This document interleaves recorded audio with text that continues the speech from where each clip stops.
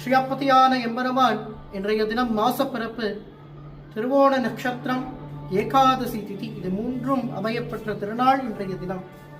நம் கோவை மாநகர் திருப்பதி வெங்கடாச்சலபதி நகரில் எழுந்தருளி பரமானுகிரகம் பண்ணிருக்கக்கூடியதான வெங்கடேஸ்வர சுவாமிக்கு கடூர பசும்பால்னால அபிஷேக ஆராதனங்கள்லாம் நடந்து உயர்ந்ததான பட்டு மங்களகரமான பீதாம்பரம் சொல்லக்கூடிய மஞ்சள் நிற பட்டுடுத்தியுண்டு சுவாமி சர்வாலங்காரத்தில் சிவசாதி தருள்றார்.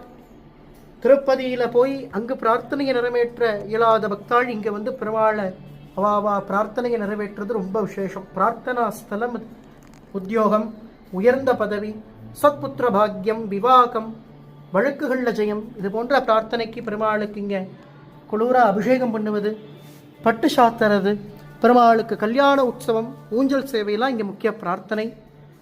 சுவாமி ஆத்மார்த்தமாக பிரார்த்தனை பண்ணிக்குங்கோ, அங்கு வேண்டின்ற பிரார்த்தனையை நாம் இங்கே வந்து நிறைவேற்றலாம்.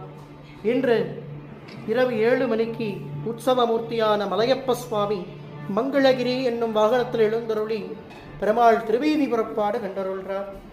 வாங்கோ சேவிக்கலாம் கோவிந்தன வெங்கடரமணா கோவிந்தா கோவிந்தா கோவிந்தா.